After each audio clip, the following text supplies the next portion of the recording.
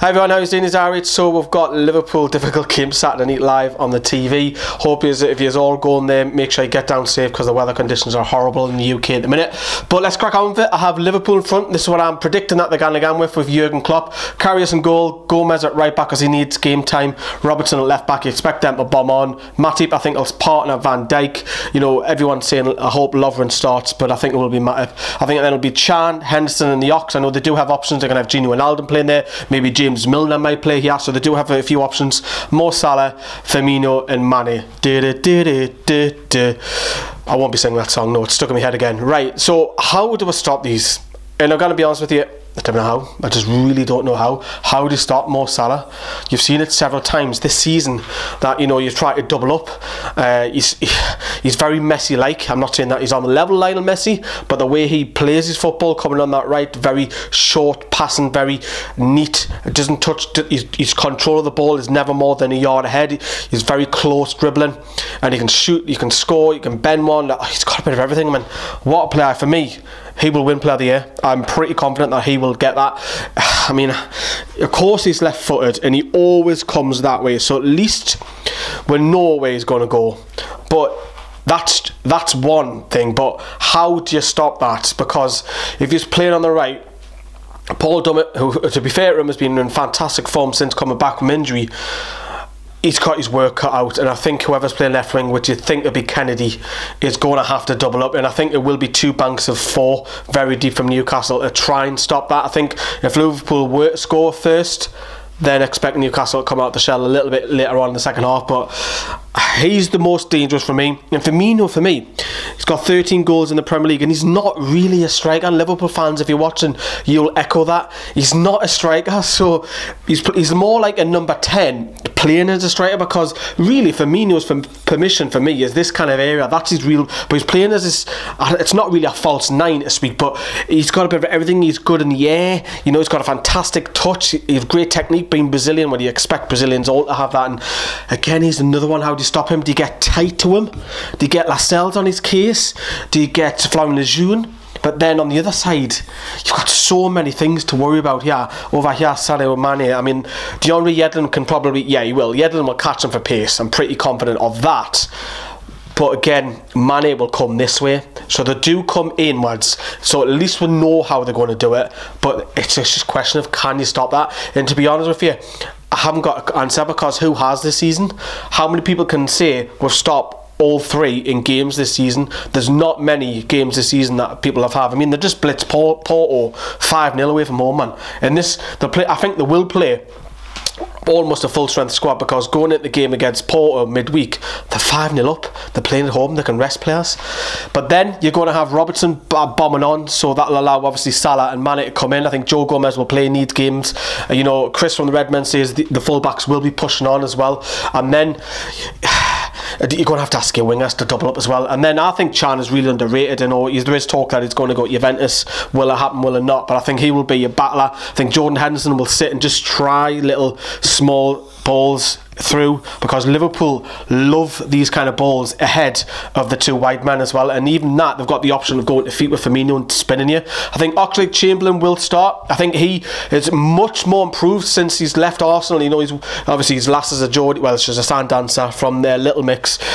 So the Ox will be in about it. He'll be wanting to impress. You know, he's got his World Cup on the line. He's been a little bit more better in form recently as well. So he'll be the busy one in midfield. If he does start, he'll be buzzing around.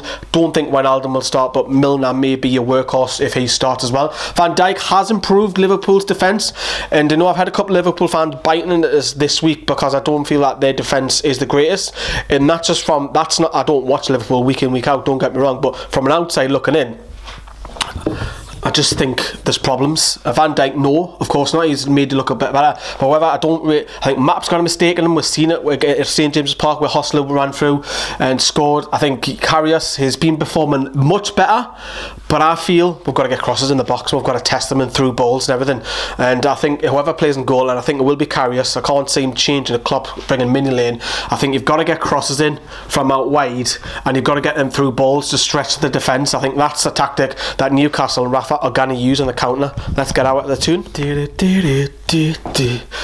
And Bobby Firmino. Right, so I've got the tune here. You know, I think Rafa's already hinted on his press conference earlier on today that he's going to be playing very deep.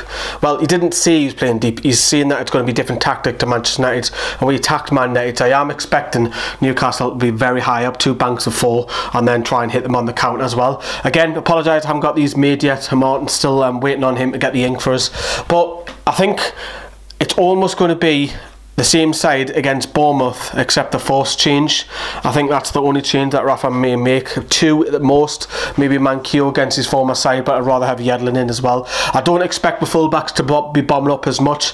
I do think though, when we have the ball, then you'll see Yedlin trying to bomb forward to try and join in the attack as well. We've seen it against Man United when we attacked them on the away game, not the home game, but the away game. You've seen bodies of players trying to get forward at a rapid pace as well. So when Newcastle then get out, I think it's going to have to be probably down to both Mikel Merino and Mo Diarmi, just to get the ball quickly out, get it out to wingers, to Perez and Gale as well. I think that's a tactic that we will use. I think we'll sit, we'll soak up the pressure as much as we can. I know it's difficult against their attacking force.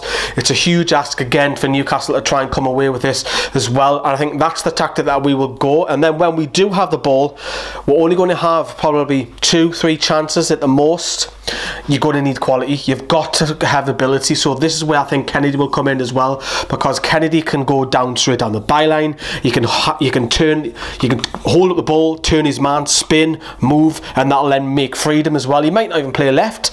I mean, for me, some point during this season, I would like to say Kennedy playing the 10 just to see what it's like.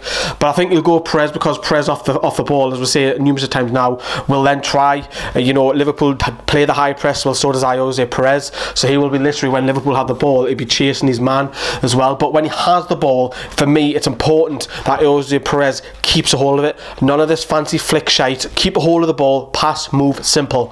I think that's important, that Perez. But I think you've got to get Gale in these sort of channels, because if you pull, these are the 2 Liverpool centre-backs, if you pull one of them out of position, we've seen it that they're vulnerable all the time from there. And I've said it as well, it's down to Kennedy, crosses in, Yedlin, get crosses in, Matt Ritchie with his left foot as well. God, the scribbles are all over the place as well. I think that's our best chance of trying to get something. But if it's not that, a set piece, why not? You know, we've scored quite a few since Rafa's come in, because we went something crazy like 1 goal in 2 years, but now we're scoring 1 in every average, 1 every 4, every 5 games from a set piece. So expect ourselves and Lejeune. And I do think that this partnership between those 3 again has to, because they haven't played many games, needs to keep developing. Lascelles would be a talker. I've got no worries about Lascelles, because he'll be talking to his men near him, and that's his area of the pitch, that area. But I think this is where Lejeune needs to pipe up as well. He can't rely on Paul Dummett being the talker. I think Lejeune then has to grow up and then start demanding and be a boss to all these players, point fingers, move, be also leader. Kieran Clark does that, but he's going to go with Lejeune. I really do think he'll go with Florian Lejeune, because that's the partnership that he wants to go with as well. And Dubravka's going to be busy, but you know, Liverpool's goals are always through balls as well. So our defence is going to have to, because Liverpool are going, Salah will play here, as we touched upon just before. Salah will come in, and then Mane is the same as well. So it's going to be a difficult afternoon. I'm not going to lie, I'm not expecting Newcastle to get something. And I know I've been sounding a little bit negative, but I'm trying to be realistic. This is Liverpool. You've seen their strike force, man. Their strike force is unreal, and they've got to probably on par midfield, maybe better. Our 2 centre-backs are probably up there with their 2 centre-backs, if not better. But all in all, you expect Liverpool to go and dominate possession, dominate the game, and go and win comprehensively. I think that will happen. I think they're going to win 3-1. I'm not going to bet against it though. Our partners BetSafe do have some special promotions, so I'm going to go for a first goal scorer. This is what I've gone for. If you want to have a bet on that, remember, if you're a new customer at BetSafe, you will get a double your bonus. Have a look at that in the link in the description. Let us know your comments down there below. The bigger game for me is next week at home at Southampton. That'll be massive, and hopefully we'll get one of the other presenters on by then, because it's been me all weekend. See you later. Bye bye.